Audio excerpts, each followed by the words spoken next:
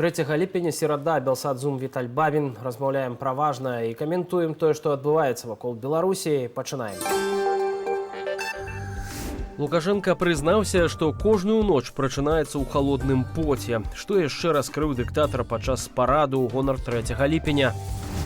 Вызваленне цяжкахворых палітвязняў, чаму самаабвешчаны кіраўнік Беларусі наважыўся на гэта і хто патрапіў пад амністыю. Аўтобус з беларускімі турыстамі трапіў у жудасную аварыю ў Турцыі, ёсць загінулыя і параненыя. У Менску на парадзе, прысвечаным афіцыйнаму дню незалежнасці, упершыню паказалі ударныя беспілотнікі беларускай вытворчасці. Мяркуючы з відэатрансляцыі параду, гэта беспілотныя лятальныя апараты «Герань-2». Гэта расійская назва іранскага «Шахед-136». Такія ж ударныя беспілотнікі выкарыстоўвае Расія ў вайне супраць Украіны. Таксама на парадзе заўважылі комплексы «Іскандер» са знакамі радыяцыйнай небяспекі на борце. Каментатар трансляцыі падкрэсліў, што комплекс здольны прымаць ракеты ў ядравым абсталяванні, а размяшчэнне тактычнай ядравай зброі ў Беларусі – адказ на крокі недружалюбных краінаў. Люди наши, так только они вчера почувствовали обострение обстановки на южных наших границах, тысячи звонков в военкоматы и в части подразделения нашим военным генералам: возьмите нас в армию, дайте нам оружие, мы будем защищать свою родину. Пасля параду Лукашенко накіраваўся ў Казахстан для ўдзелу ў саміце Шанхайскай арганізацыі супрацы. Падчас саміту ў Астане мусіць завяршыцца працэдура далучэння Беларусі да арганізацыі. Цяпер нашая краіна мае ў ШАС статус назіральніка. Былы бізнесоўца і палітык, а таксама сябра каардынацыйнай рады Вадзім Пракоп'еў з намі на сувязі. Спадар Вадзім, вітаю вас. Вітаю, да. Доброй ночи. Беларусы і рвуцца абараняць краіну ад ворагаў, кажа Лукашенко. Ці вы верыце ў гэта? Ну, никто не верит. Я считаю, что можно смело пропускать этот вопрос. Если вы намекаете про то, как массово белорусы звонят в военкоматы в едином порыве защищать южную границу, я думаю, что всех людей, которые звонят в военкоматы в такую ночь, мы можем перечислить, они все в погону. А робіцца гэта для таго, каб падняць нейкі баявы дух у самых беларусаў? Навошта гэтая рыторыка? Ну, нет ничего случайного ни в какой риторике. Да. Лукашенко, разумеется, время от времени проговаривается, и наблюдателям следует обращать внимание на такие моменты. Но в основном он занимается уже годами, во всяком случае с начала украинской войны, он больше ничем не занимается, как замещает собой целый отдел Министерства обороны России. Причем в единоличном числе. Я считаю, что никогда не было угрозы, что он войдет своей краснозеленой армией в Украину, потому что Путин в таком случае потеряет самый главный отдел Министерства обороны и самый важный для него отдел. Лукашенко и есть ИПСО России, самое главное ИПСО России. И справляется он с этой задачей блестяще, настолько блестяще, что по некоторым оценкам кремлевских политологов он уже вошел в политбюро, путинское политбюро, вот в этот кооператив «Озеро» на правах полноправного члена. А вось гэта ядравая моц, якую паказваюць сілавікі Лукашэнкі на парадзе, у тым ліку пускавыя установкі ракетных комплексаў «Іскандер-М», на якіх таксама журналісты заўважылі эмблему альбо знак радыяцыйнай небяспекі. Гэта каб што паказаць? Мы цяпер таксама, як Паўночная Карэя, ядравая дзяржава, ядрасці якой пакуль ніхто нідзе не даказаў, ці можа нешта іншае яшчэ? Ну, мы можем, конечно, смеяться с вами, понимая, что никто ему пульт управления тактическим ядерным оружием не отдаст, несмотря на все заявления Хренина, Фовича, я не знаю, кто там еще заявлял о том, что у них прямо уже в Беларуси ядерные силы. Но это белорусы могут хохотать. А в действительности все вот эти вот маленькие знаки, и в том числе трафареты на пусковых установках, они имеют одну и ту же аудиторию. И это коллективный Запад. И в данном случае с большой грустью я констатирую, что ядерный шантаж работает. И Лукашенко, как мы уже говорили в начале передачи, используется в качестве ИПСО, теперь уже и ядерного ИПСО, не только мигрантского ИПСО, не только такого неуправляемого психа с заточкой. Вот, теперь он используется в качестве ядерного ИПСО. Если внимательно, глубоко посмотреть на действия Запада и в 2020 году в Беларуси, и во время украинской войны, на все красные линии, на чудовищное опаздывание с украинским оружием, на то, как попытка деэскалации предпринимается ценой украинских жизней, то мы понимаем, что главный нерв этого противостояния – это по-прежнему ядерный шантаж. Это мы с вами понимаем, что Путин ни разу не похож на шахида, что человек, который в состоянии принимать такие решения, не станет себе строить аквадискотеку в Геленджике. Но Запад не хотел бы это проверять. Запад не хотел бы проверять, что будет, если Лукашенко поднимет в воздух тактическую ядерную боеголовку и даже не имея никаких кодов управления к ним, просто сбросит ее с высоты. Поэтому, что тут скажешь? Пока что это ИПСО, к несчастью, работает, и поэтому Лукашенко его исполняет, в том числе и на таких мероприятиях, как вот этот вот парад бестолковый. Разам з тым, перад вось гэтым парадам ён завіў пра тое, што мае намер вызваліць цяжка хворых палітзняволеных, і сёння ўжо сталі паступаць першыя такія сведчанні ад праваабаронцаў. Гэта што? Прыступ гуманізму? Ці сапраўды падзейнічаў нейкі ціск з боку Варшавы і Пекіну? Якую вы бачыце версію? Ну, здесь не хватает нам данных. Мы не совсем понимаем, как состоялся разговор в Пекине. Мы только понимаем, что, собственно, Путин для Пекина исполняет роль такого табаки. Его задача создавать хаос. Причем в разных участках глобуса, да, в этом противостоянии с Западом, который Пекин ведет, как хитрый кукловод. Соответственно, у этого табаки Путина есть еще и младший партнер Лукашенко. Лукашенко, конечно, хотел бы прямых отношений с Пекином, поверх головы Путина. В этом и есть его натура, но в этом нет никакого противоречия между Путиным и Лукашенко. В общем, это такая известная комбинация и игра. Вот, поэтому Пекин ведет холодную войну 2:0 с Западом. В этой войне будут тактические уступки, но суть ее не поменяется. Суть ее заключается в том, чтобы к 2049 году Коммунистическая партия Китая отпраздновала победу над западным миром. Победа эта будет выглядеть убедительно, если весь мир после череды горячих и конфликтов внутри этой новой холодной войны откажется от доллара как резервной валюты. Поэтому Коммунистическая партия Китая ни разу не отойдет от своих намерений. Си Цзиньпинь, напоминаю, пошел на обнуление сроков, пошел на то, чтобы нарушить советы Дэн Сяопина с обещанием вернуть Тайвань в родную гавань. Вот это большая картина. Теперь во время маленькой картины возможны всякие тактические изменения. Я допускаю, что визит президента Дуды в Пекин является, конечно же, причиной некоторых действий Лукашенко. В данном случае я думаю, что надо верить словам Сикорского, а подробности мы узнаем позже, о том, что освобождение Почобута и снижение, вернее, ликвидация вот этой гибридной угрозы мигрантами на границе, это и есть требование Польши. Я допускаю, что нам свезло, и вместе с Почобутом для сохранения лица будут освобождены некоторые политзаключенные, которые находятся в тяжелом медицинском положении. Таким образом, можно Лукашенко спасти лицо и сделать видимость гуманитарного жеста.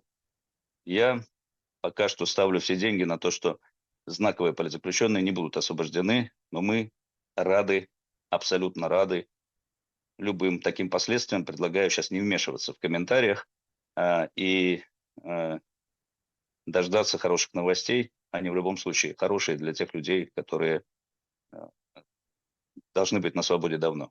Разам з тым Александр Лукашенко днямі таксама наважыўся на абмен Мікалая Швеца, якога абвінавачвалі ў дыверсіі ў мачулішчах. І цэлы фільм, памятаю пра гэта, знялі прапагандысты. Гаспар выходзіць на сувязь, так ён называўся, шмат шуміхі. А тут Лукашенко кажа, што Пуцін папрасіў, каб абмянялі на бацюшку здрадніка, і Лукашенко тут пагадзіўся. Чаму, спадар Вадзім, на ваш погляд, Лукашенко пайшоў на тое, каб выдаць галоўнага падазраванага ў справе дыверсію ў мачулішчах і просто аддаць яго украінцам? Ну, скорее всего, он не имеет никакого отношения к диверсии в мачулищах, это раз. Скорее всего, Ватикан вмешался, это два. Ну и потом, через годы, очень не сразу, мы узнаем подробности вот этого похабного мира между Банковой и Дворцом. Я думаю, что там следует искать ответ. Скорее всего, отношения, неформальные отношения, подковерные отношения Минска и Киева предполагают возможность таких ходов. Ці гэта значыць, што ўсе гэтыя падзеі, якія зараз мы назіраем апошнімі днямі, могуць сведчыць пра нейкае хуткае развязанне вайны ва Ўкраіне? Як лічыце? Нет, я считаю, что никаких перспектив окончания войны нет.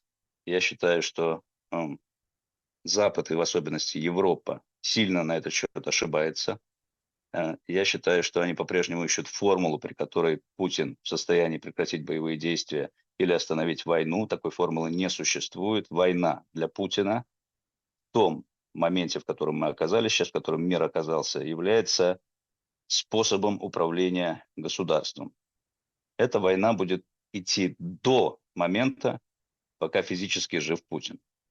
А Европе это предстоит еще только понять. Европа сильно опаздывает с военными расходами, она сильно опаздывает с таким элементом, как производство вооружений, потому что это главный элемент в войне на истощение. У кого какие производственные мощности. Европа должна тратить гораздо больше на свою оборону. Здесь трудно не согласиться с Трампом, который, видимо, и поставит это главным условием для продолжения поддержки НАТО. Европа даже не тратит 2% на свою оборону, 2% от ВВП. Есть представление, что она должна тратить 6%. Поэтому, когда это наступит протрезвление, видимо, в конце этого года. Я допускаю, что, знаете, Европа в конце концов получит формулу от Путина о том, что я бы, понимаете, взял частями, но мне нужно все. Это трагическое продолжение длинной череды стратегических ошибок Запада. И в 2008 в Грузии, и в 2014 в Крыму, и в 2020 в Беларуси. Моя точка зрения, я ее уже публично озвучивал, имеет смысл ее повторить, о том, что в 2020 году Беларусь отдали Путину без боя. Запад отдал Беларусь в 2020 году Путину без боя. Если бы за Беларусь была бы настоящая схватка всеми возможными, в том числе не только дипломатическими методами, украинской войны не было бы Бучи.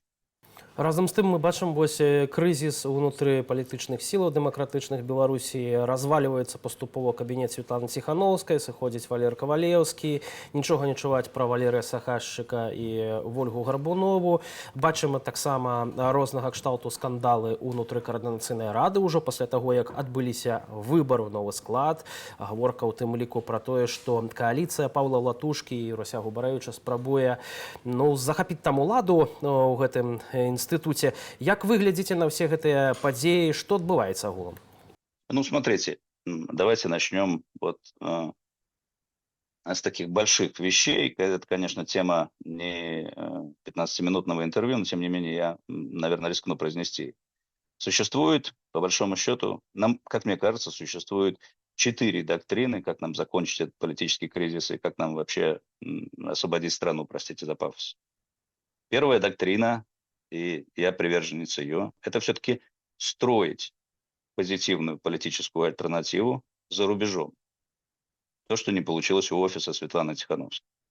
Вторая доктрина – притвориться мертвыми, не заниматься этим, заниматься исключительно адвокаси, заниматься тем, что вот иметь какой-то небольшой собес или небольшую такую копию Министерства иностранных дел за границей. Это скорее можно было бы назвать доктриной имени Артема Шрайбмана. Существует третья доктрина.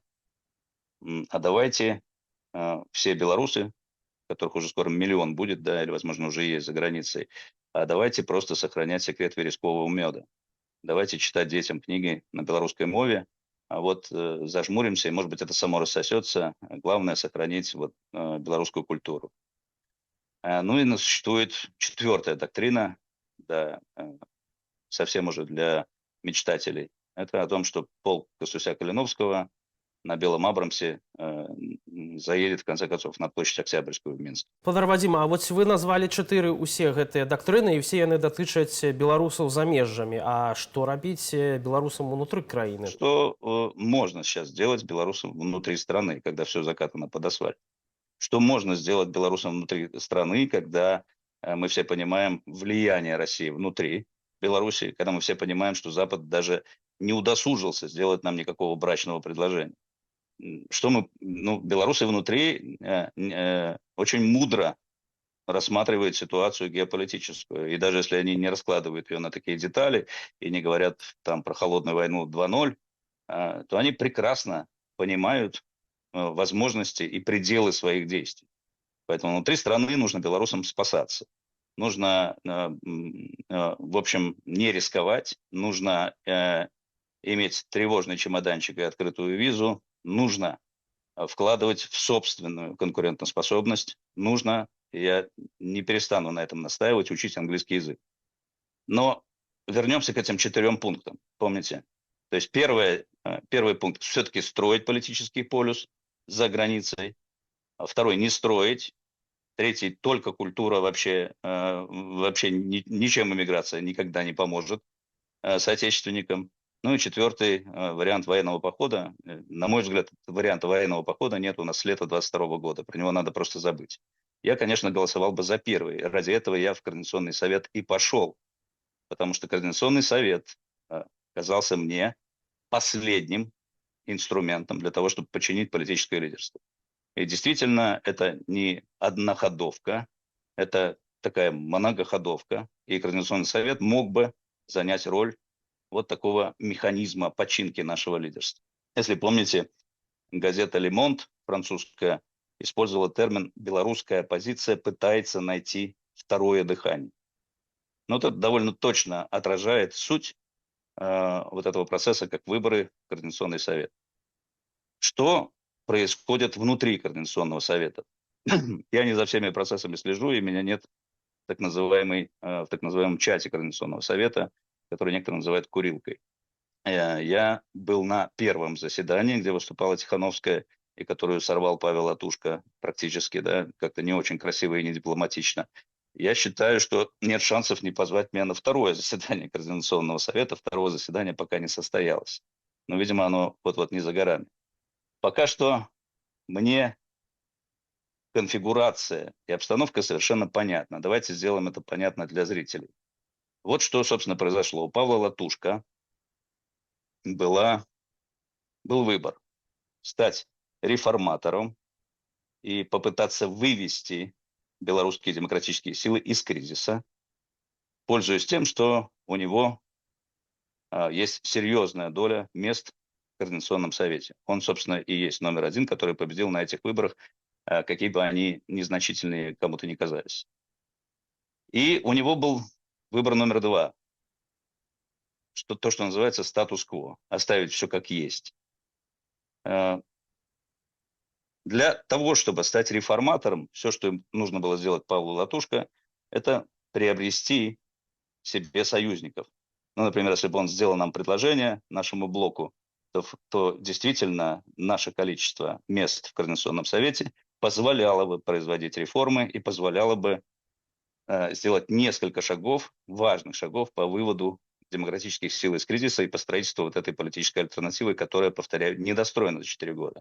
Но Павел Латушко сделал другой выбор. Можно смело уже констатировать, несмотря на то, что произошло только одно заседание Координационного совета, и даже спикера еще не выбрано, можно смело констатировать, что мы имеем дело с коалицией Латушко-Тихановская.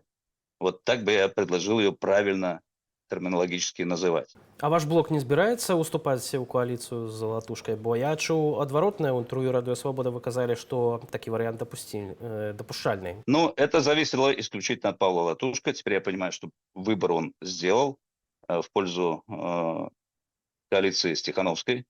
Соответственно, наш блок становится официально оппозицией. Из этого положения мы можем сделать не очень много вещей. И совершенно точно мы не сможем выполнить программу, с которой мы, собственно, и шли предвыборную. Я напомню, что там было 7 пунктов. Если вдруг в Координационном совете, на что я совершенно бы не ставил, будут рассматриваться здравые инициативы, если вдруг какие-то пункты из нашей программы заинтересуют остальных участников, мы, разумеется, поддержим всеми действиями, силами и в том числе голосованием. Но я этого не жду. Я думаю, что следующие 2 года в Координационном совете большинство будет иметь фракция Латушко-Тихановская. Соответственно, простите, вот это вот искомое второе дыхание, как сформулировала газета «Le Monde», и реформы демократических сил ждать не приходится. Што ж, мы, журналісты, тым не менш будзем чакаць гэтага другога подыху. Дзякуй вялікі за гэтую размову. Спасибо вам, дякую. Вадзім Пракоп'еў, грамадскі дзяяч, былы бізнесоўца і сябра Координацыйнай рады, быў з намі на відэасувязі. Тым часам прафесійная даносніца Ольга Бондарова наехала на самога Лукашэнку. Маўляў, падчас выступу на парадзе ён не ўзгадаў таварыша Сталіна.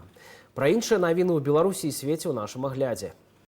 Аўтобус з беларускімі турыстамі ў салоне трапіў у ДТЗ ў Турцыі. Паведамляецца як мінімум пра аднаго загінулага, гэта кіроўца аўтобуса, і вялікую колькасць пацярпелых. Іх даставілі ў больніцу для аказання дапамогі. У салоне, акрамя кіроўцы, маглі быць 20 чалавек. Папярэдне 4 з іх грамадзяне Беларусі, яшчэ 16 расіяне. Турыстаў везлі з гатэля ў Алані ў мясцовы аэрапорт, калі аўтобус наехаў на бетонны слуп пры ўездзе на кальцавую дарогу. Праваахоўнікі праводзяць праверку абставінаў транспартнага здарэння. Польшча плануе увесці пільны кантроль грузаў, якія прыбываюць з Беларусі ў тэрміналу ў Малашевічах. У Варшаве разлічваюць, што гэта моцна ўдарыць па рэжыме Лукашэнкі. Пра гэта паведамляе радыёстанцыя РМФ-ФМ за спасылкаю на польскіх дыпламатаў. Праз гэты тэрмінал ідуць асноўныя пастаўкі тавараў з Кітаю ў Еўразвяз. Паводле афіцыйнай Варшавы, такія захады павінны не дапусціць, каб у Еўразвяз трапілі небяспечныя прадметы і рэчывы. Польская МЗС разлічвае націск Пекіну на Менск, каб выканаць патрабаванні Польшчы, а таксама спадзяецца на вызваленне журналіста Анджэя Пачобута. 4-гадовая дзяўчынка, якую больш за сотні шукалі ўсёй краінай, на жаль, загінула. Пра гэта ў сваіх соцсетках паведаміў пошукавы атрад «Анёл». Уночы цела дзяўчынкі знайшлі валанцёры ў тэхнічным вадаёме на тэрыторыі мехдвара. Мая любімцава з аграгарадка Пелішча Камянецкага раёну знікла яшчэ ў панядзелак. Яна сышла з двара ўласнага дому і больш яе ніхто не бачыў. Знікненне дзяўчынкі выклікала хвалю салідарнасці сярод беларусаў. У яе пошуках бралі ўдзел больш за 1500 добраахвотнікаў з усёй краіны. У Індыі ў цісканіне загінула як мінімум 121 асоба. Трагедыя адбылася падчас рэлігійнага мерапрыемства ў індыйскім штаце Утар-Прадэш, прыкладна за 200 кіламетраў на паўднёвы ўсход ад сталіцы Нью-Дэлі. Згодна з дакументам, паліцыя дала дазвол на сход 80 000 чалавек. Людзі сабраліся на казань папулярнага прапаведніка, а калі разыходзіліся, пачалася моцная пылавая бура, якая справакавала паніку. Сем'ям загінулых паабяцалі выплаціць кампенсацыю памерам 2000 еўраў. Улады маюць намер распачаць крымінальную справу на арганізатараў сустрэчы. Футбольную зборную Грузіі з гонарам сустрэлі на радзіме. Грузінская каманда ўпершыню ў гісторыі удзельнічала ў чэмпіянаце Еўропы. З першай спробы ім удалося прайсці групавы этап і трапіць у 1/8 фіналу. Там мацнейшымі аказаліся іспанцы. Тым не менш, у Тбілісі прынялі футбалістаў як герояў, далей без каментара.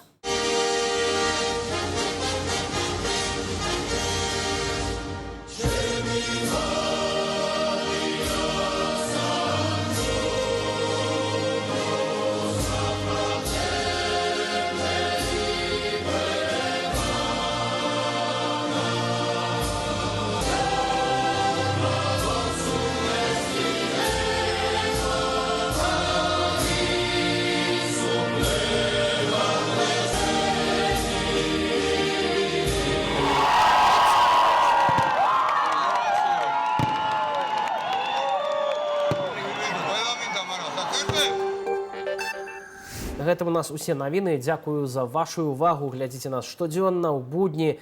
Адразу пасля выдання аб'ектыву. З вами быў Віталь Бабін. Зычу добрага вечара і да сустрэчы заўтра ў гэты ж час.